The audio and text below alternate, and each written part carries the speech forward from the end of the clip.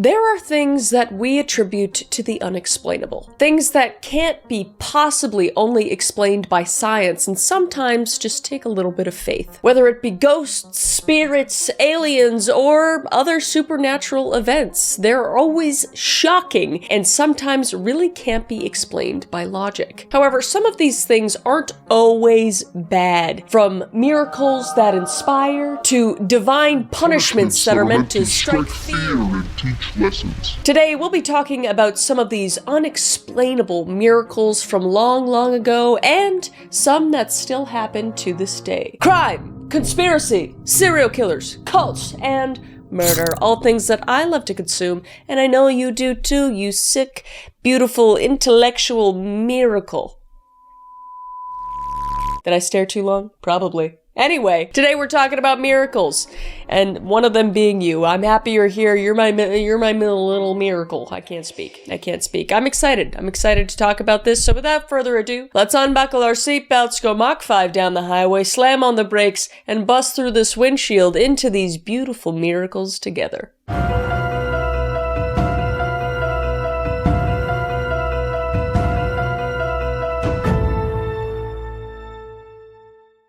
I feel like this does fall under my deep dive type videos because technically, I mean, these are conspiracies because most of them just aren't really explainable. So I feel like it falls under that. That is my argument. Anyway, let's get into our first miracle, and that is the miracle of the sun. This miracle specifically is known as the miracle of Fatima, or the miracle of the sun. And according to the story, 3 Catholic shepherd children in 1916 were near a place called Fatima in Portugal where they reported that they saw an angel. And their names were Lucia dos Santos and her cousins Jacinta and Francisco Marto. And it wasn't until May of 1917 when they would see or experience apparitions of the Virgin Mary from the Bible. She was also known by the name of the Lady of the Rosary, which is just another way to say her name, mostly used by the Roman Catholic Church. Anyway, the Lady of the Rosary would prophesize that by praying, a great war would end. That great war being the First World War. However, she also supposedly told these children that on October 13th of that year, 1917, she would reveal her true self to perform a miracle. And there are newspapers that spread this claim, apparently, though I could not find these postings that were prophesized before the event took place. However, people apparently believed these children and began to travel to this area to experience this event that would happen 5 months later on the date the children stated. And there were obviously people that were like, these kids are crazy. Like, you know, there was people that didn't believe them. But at the time, I mean, during the war, a lot of people were just, hoping for miracles. Religion was very prevalent, especially in this time period and in this area. So I wouldn't put it past people to believe in something at this point. But the exact secrets Mary revealed supposedly were these 3 things. 1, a vision of hell. 2, a prediction of the end of World War I and the beginning of the worst war to follow, World War II. And 3, a vision of the Pope along other spiritual leaders being killed by soldiers. And according to this article, July 13th, 1917, it was said, and the quote is as follows. In October, I will tell you who I am and what I want, and I will perform a miracle for all to see and believe. And it spread throughout the lands, and many believed it was going to happen. And supposedly around 70,000 people were there waiting through terrible weather to see what would transpire on this day. So on the day of this actual event that the 3 children stated, this Virgin Mary is going to come back on this day, the Lady of the Rosary, this huge crowd got around and a storm was happening and it was raining and pouring. The weather was terrible, but it would eventually disappear on this day. And the sky would be opened, showing the sun as an opaque spinning disc in the sky. And the crowd supposedly was able to stare directly at the sun at this time, describing it as the silver sun, and saying that it was seen to whirl and turn in the circle of the broken clouds. And the sun then supposedly began to dance planets zigzagging across the sky, while others stated that it displayed rainbow-like radiant colors. It was like ping-ponging back and forth in the sky like a freaking EDM light show.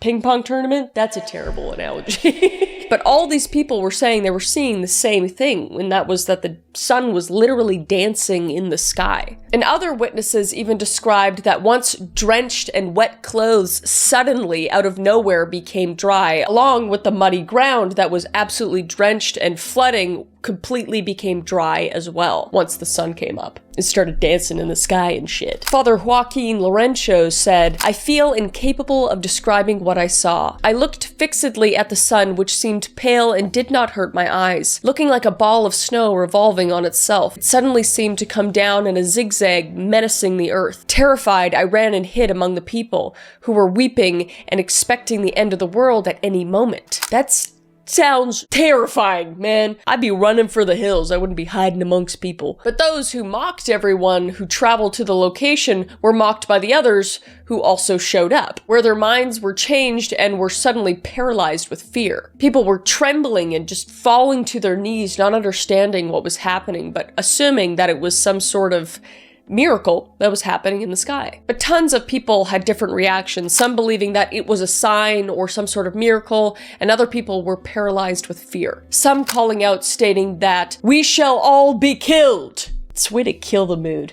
Man, what the hell? And others praying for Mother Mary to save them, confessing their sins. And one story from a Protestant had her own testimony. She was supposedly living in Portugal for the last 7 years, and she was in doubt, assuming nothing was going to happen on that day. However, she describes hearing a great cry from a crowd of people and even noticing the sudden disappearance in rain to be very odd. She said, quote unquote, "I saw the rain cease, suddenly, not as rain usually ends. Then the clouds were pushed back from the sun in every direction, as if by invisible hands, and the sun appeared, in color like the blade of a knife, luminous but not dazzling.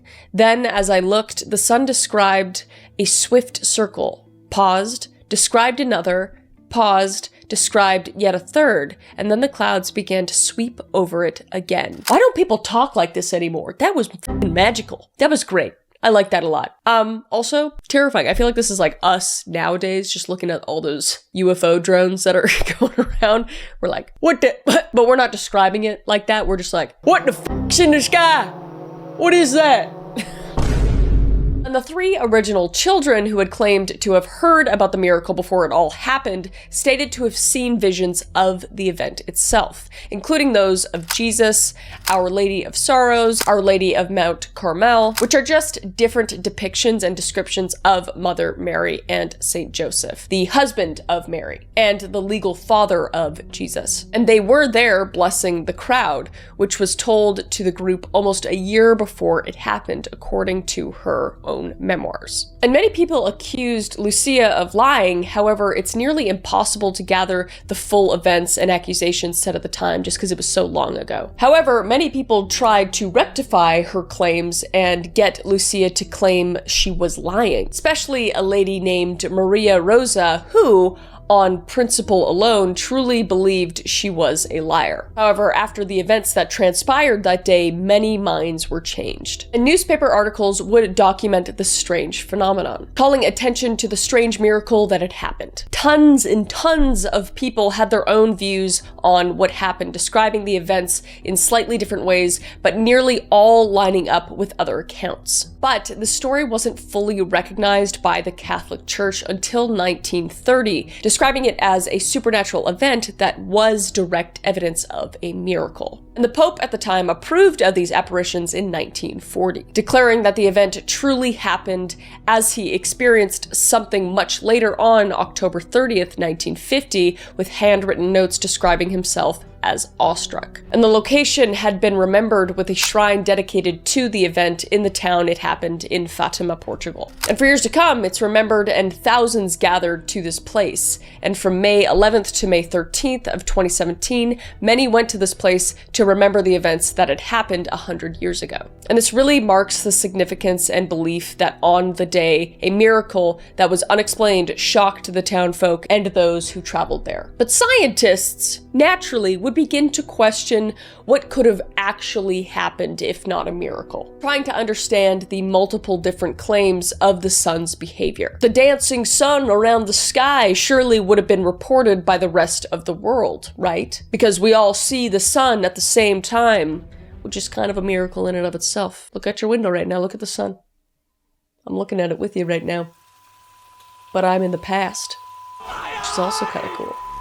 Getting off track. But the fact that we can all see the sun at the same time would just point to either the clouds disturbing the view of the sun and confusing a lot of onlookers, and or the colors could be described as a phenomenon known as perihelion, where rainbow colors are displayed in the sky due to the sun's rays. And the movements, though, like where the sun is dancing in the sky, could only be described as retinal after images. It happens when you stare at a bright light source for too long and the image is almost burned into your eyes for a certain amount of time. We've all looked at the sun when we're not supposed to. That shit, you could see that shit everywhere you look for a while after you do that. But what isn't described is the sudden weather change and the clothes and the mud suddenly becoming dry as well, unless multitude of people and eyewitnesses were starstruck and locked in a lie. It can't really be explained otherwise, though. So what did this event actually solve? Well, a miracle doesn't always have a purpose necessarily. Sometimes it just inspires hope and reaffirmation. Whether it happened or not, people continue to argue it to this day. However, it's still fascinating at the very least, I think, personally. I mean, I think it's very interesting, like, for three little children to gather people on a specific day to witness something like this is pretty strange. It's pretty strange. I want to believe in miracles. I want to be whimsical and fantastical and believe that miracles could happen, you know? Who's to say? Who's to say? What do you say? Let me know down in the comments below what you think about that event, if you have any explanations, or if you know anybody that maybe saw it, or if you know more about it. Let me know down below. But let's get into our next miracle, or should I say divine punishment. And that is the dancing plague of 1518. That's right, it's as weird as it sounds. In July 1518, residents in the city of Strasbourg, which was part of a Roman Empire, were all suddenly struck with the feeling of dancing, which, like, sounds great, but it's not. It was sudden and uncontrollable, and they all began to boogie down and break down until they died.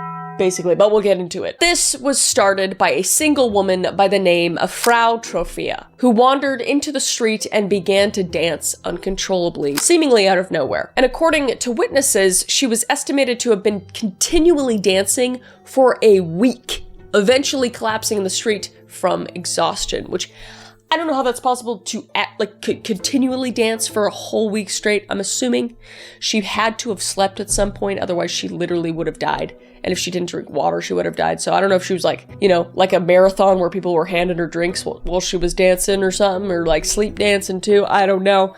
But either way, she was dancing continuously for a week. Let's just leave it at that. But she would eventually collapse in the street from exhaustion after dancing for a week straight. I mean, who wouldn't? But after a bit of rest, assuming that it was just a strange habit, she immediately began to dance again in the compulsive activity. And this went on for days, and others eventually joined her as well in her flash mob?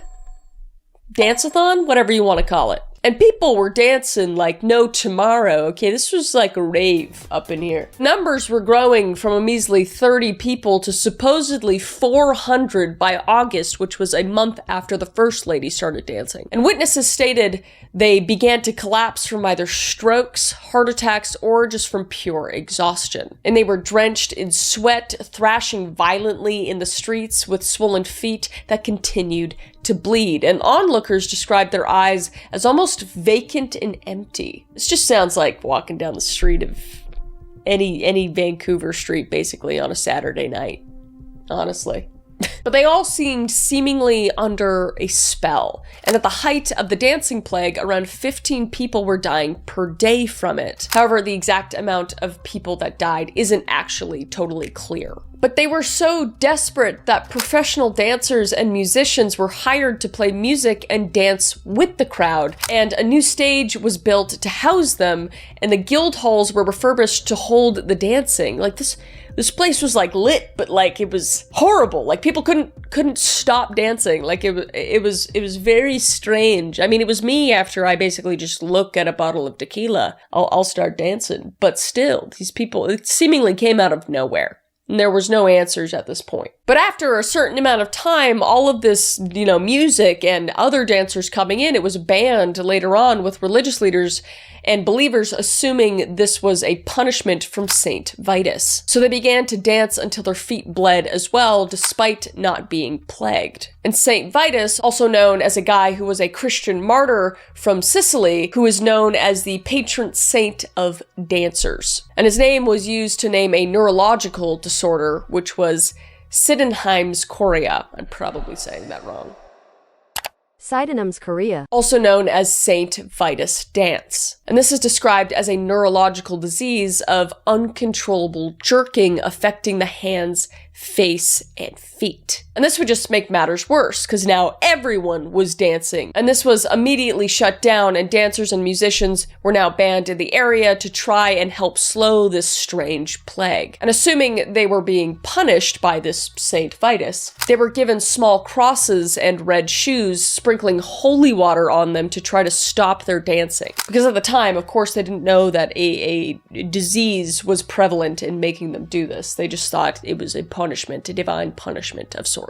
So was it better to allow them to dance the plague away or be sent away so that no more people could catch this? No one knew, and the death toll would just keep climbing. But they tried everything to figure out how to stop this phenomenon. However, all else failed. By September, the plague began to subside. However, it was only due to the remaining dancers being banished to a mountaintop shrine to pray for absolution, forgiving them of any sins they committed that could be the reason for their divine punishment. So why the frick did this happen? How could a whole town suddenly be plagued by something that makes you dance? Besides yet tequila. This isn't the only documented case of hysteria like this, though. Dancing mania had been happening in the 14th to the 17th century and was seemingly unexplainable. From Aachen, now Germany, to other parts of Europe, all explaining and documenting all the same characteristics. And all are documenting hundreds, if not thousands, all suddenly beginning to dance completely spontaneously or out of their own control. Well, there are a lot of different guesses and explanations for this, beginning with the food poisoning theory. Some believe that the food supply could have molded and created a fungal chemical product, ergo fungi, which develops in a grain or rye. So what is the actual simple definition? Well, this also contains a molecule linked to a drug you may be familiar with, or not. I don't know your life, dude. I don't know what you do on your off time, okay? But I'm talking about LSD. And the actual breakdown is slightly tricky, but it's pretty much a precursor to developing LSD. And this really doesn't explain why people would dance for days necessarily, but it's funny to imagine, funny in regard to dancing, that is, not death, obviously, that a bunch of people were just on LSD and didn't know it. But that's one theory. But the most plausible one seems to be that everything points to it as stress-induced hysteria. Just imagine going through the most stressful time of your life, aka constant plague and loss of your family members and starvation. It wasn't a great time to be alive at this point of time in history, because medicine and access to clean drinking water was nearly impossible, and there were many struggling to just make it to the next day. We got it made today, comparatively. And this would then explain people completely losing their minds and dancing due to a full mental breakdown, basically, with many onlookers seeing dancing as a way to find joy. So mental break, dance the pain away, be completely unconscious, and dance until you feel better, which was probably until you just drop dead. So they were all just having a good time until they just weren't alive anymore, basically. And that scientific explanation isn't really fulfilling necessarily, as it raises more questions than answers. But other moments of these hysterias have been marked as people just acting like wild beasts, parading around naked, performing intercourse, or hopping and leaping about. And this was also believed that they could have been possessed by demons due to the divine punishment that everyone thought it was. Which is why many just let them dance to death or dance themselves out of fear that they would upset the saint or god, despite not being plagued with the desire to boogie at all. But there are rumors, however, that the person who was one of the people to document this was a physician by the name of Paracelsus, who coined the term dancing mania. And according to his account, the story I just told you was the same. So could he have fabricated this story? Doesn't seem entirely likely, as it was happening all over Europe before and after the event in Strasbourg. And although dancing mania is kind of, funny in a sense, why would a multitude of people fabricate stories throughout the centuries to continue a lie? I'm not really sure, but it's definitely a strange and interesting phenomenon that seems to be divine punishment during those dark, dark times. But let me know what you think down below while we move into our last and final and much more recent miracle, which is the miracle of Callie Hardig. And this one is terrifying and keeps me up at night, but it's also, it ends well. This one actually ends well, okay? So stick with me. But anyway, in July of 2013, a 12-year-old by the name of Callie Hardig experienced something truly horrible. Like many children her age, she had spent a carefree day at a local water park in Little Rock, Arkansas, named Willow Springs. But hidden within the warm, freshwater environment was a microscopic threat. Naegleria fowleri, commonly referred to as a brain-eating amoeba. And within days, Callie became one of the youngest victims of primary amoebic meningoencephalitis. I can't say that. Meningoencephalitis. Meningoencephalitis. Otherwise known as PAM, a rare but nearly always fatal condition caused by the amoeba. And this disease progression was terrifyingly swift. After entering her body through her nasal passages after enjoying her day at the water park, the amoeba would travel to her brain, where it began to just destroy and eat away the tissue. And she first complained to her mom, Tracy, about experiencing a headache. And she stated that she accidentally fell into the water earlier, which caused a rush of water to enter into her nose. And this literally could have happened to anyone. I know I've been in the lake and I've gotten all sorts of water plunged up my holes, and that's, you know what I mean? And now this is a new fear unlocked. It's absolutely terrifying. But that's all she had at first, was just a headache, and she remembered that water just went up her nose. And the next morning, she would still have that headache, and it would just continually get worse and worse. And her mother then checked her temperature, and it supposedly read 104.3,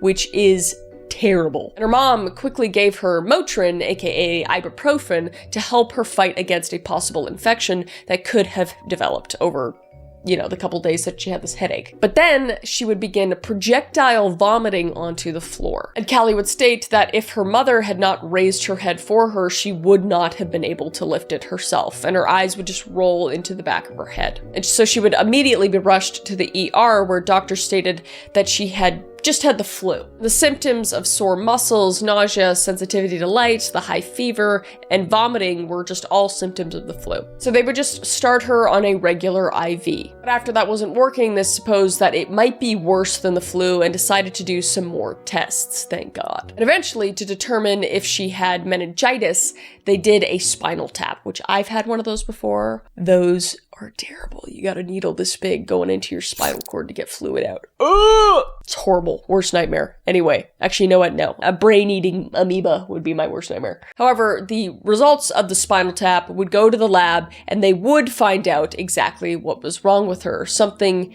absolutely awful. Callie had contracted PAM, as we know. And historically, over 97% of patients diagnosed with this infection did not survive. Out of more than 150 documented cases in the United States, only 2 people had survived before Callie. And her parents were absolutely devastated and didn't inform Callie of the diagnosis, especially since she might have not even made it through the weekend at that point. But later, they would break the news of the disease to her, explaining to her she had less than a 1% survival rate to beat this disease. The solution to her disease was to induce her into a coma medically so her body could fight the infection more easily. And this coma would lower her temperature to slow her body, reducing the ability for the amoeba to spread. And she also received an experimental drug known as miltefosine, which wasn't meant to treat this exact type of infection, but had a promise in treating other parasitic infections. So they thought, why not? Especially with the only 1% survival rate. And a child named Zachary Reyna died a month before of this exact parasite, even taking this experimental drug, miltefosine, but to no avail. So